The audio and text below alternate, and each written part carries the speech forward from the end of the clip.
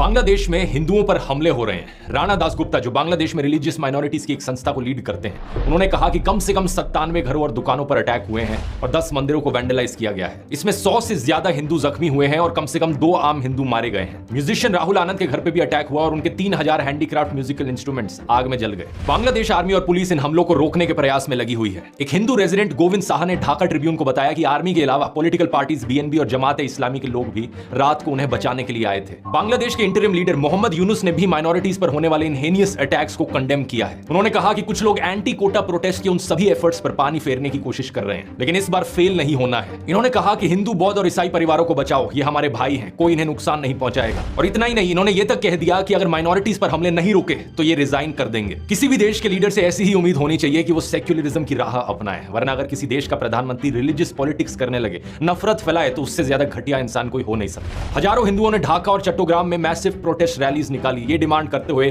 कि उनके घरों, दुकानों, मंदिरों की सुरक्षा की जाए। नारे लगाए गए कि हम कौन, बंगाली बंगाली। उनके साथ हजारों मुस्लिम प्रोटेस्टर्स भी सॉलिडारिटी एक्सप्रेस करते हुए दिखे। अब इस सब वायलेंस में इंडिया का गोदी इकोसिस्टम झूठी खबरें फैलाकर हिंसा भड़काना चाहता है। एक से बढ़कर एक झूठी खबर फैलाई इन्होंने। ये देखिए, ये ट्वीट फेक था, ये खबर फेक थी। हिंदू क्रिकेटर के घर पर आग लगना फेक था, ये खबर भी फेक थी, ये वीडियो भी फेक था। ऐसी सेंसिटिव सिचुएशन में सच्ची खबरें दिखाकर लोगों को जागरूक भी तो कर सकते हो। लेकिन उसको जो पूछा कि मे बी रिलीजियस समथिंग, हाँ, मैंने उनसे ये पूछा कि बांग्लादेश का एक कैरेक्टर है कि सब साथ में मिलकर रहे हैं, तो उसको लेकर आप लोग क्या कर रहे हैं? देखिए, जिस दिन हसीना बांग्लादेश से आप लोगों की कंट्री पे चली गई, इंडिया चली गई, उस दिन क्या हुआ? पहले बात तो ये है कि कुछ लोग बोले कि हम मुस्लिम्स हिंदुओं को अटैक कर रहे थे, जो कि अक्सर झूठ है। वो जो फोटोज ट्विटर पे वायरल हुए थे वो दरअसल 2022 के थे। मैंने भी ये नोटिस किया, क्योंकि मैं कई बार बांग्लादेश आ चुका हूँ।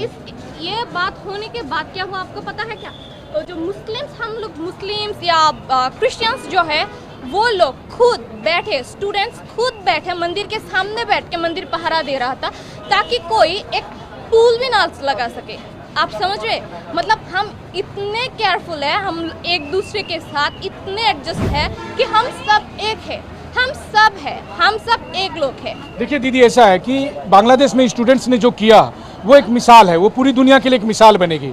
लेकिन वो कहता है ना कि चांद पे दाग नहीं लगना चाहिए, हो जाते हैं दाग। अगर कोई घटनाएं घटी भी है, जितनी जल्दी अगर वो काबू में आ जाती है, तो मुझे लगता है कि फिर पूरी दुनिया में इसकी का नज़ीर दिया जाएगा कि देखो बांग्लादेश में स्टूडेंट्स ने अपने एक्सपेक्टेशन के लिए कैसे सरकार बदली। लेकिन हाँ, जो दूसरे लोग हैं वो कोशिश करेंगे आप लोगों की कामयाबी को ख़राब करने के लिए। वो तो चलेगी ही। जैसे कि आपको एक राज बताऊं कि अवामी लीग जो थे, हसीना की टीम, वो आपको पता है पिछले 3 दिन से क्या कर रहे हैं? वो रात को हमारे यहाँ एक वो आपको वहाँ होते हैं ना चोर डकात टाइप के, वो उन लोगों के जो नेता थे उन लोगों से लगा के डकाती करवाते थे। तो हमारे ताकि आप लोगों को बदनाम किया जाए। हाँ, तो अब हमारे देखिए दीदी एक मिनट, TV9 के दुनिया भर के दर्शक इस वक्त देख रहे होंगे। TV9 की टीम बांग्लादेश में मौजूद है, ढाका में मौजूद है, यहाँ पर लोगों से बात कर रही है, बांग्लादेश के क्या हालात है ये बताने की कोशिश कर रही है। और सबसे बड़ी बात, बीते 4-5 दिनों में क्या कुछ हुआ नहीं हुआ, उसमें जो एक छात्र नेता है वो बता रही हैं कि क्या कुछ हो रहा है, आगे का क्या प्लान है, किस तरीके से इन्होंने जो एक मूवमेंट किया, स्टूडेंट्स ने जो पूरी दुनिया में कुछ करके दिखाया है, उस पर कोई दूसरा किसी भी तरह से उसे बदनाम ना कर सके, उसके लिए कैसे ये लोग सजग हैं, उसकी भी कहानी ये बता रही है। तो आप बता रही थी कि रात में आपके हिसाब से अवामी लीग के नेता लोग आकर कुछ गलत करते हैं ताकि आप लोगों को बदनाम किया जा सके। देखिए, ये हुआ कि हमारे यहाँ एक प्लेस है मीरपुर ECB चत्तर है, वहाँ पे क्या हुआ आपको पता है? वहाँ से 10 प्लस लोग पकड़े गए थे जो डकात थे। तो उन लोगों के जब पूछताछ किए गए, तब उन लोगों ने बोला कि अवामी एक नेता जो है, उनने नाम, ID, हर एक चीज़ मेंशन करके बताया कि उसने पैसे देके उन लोगों को ये करवाया।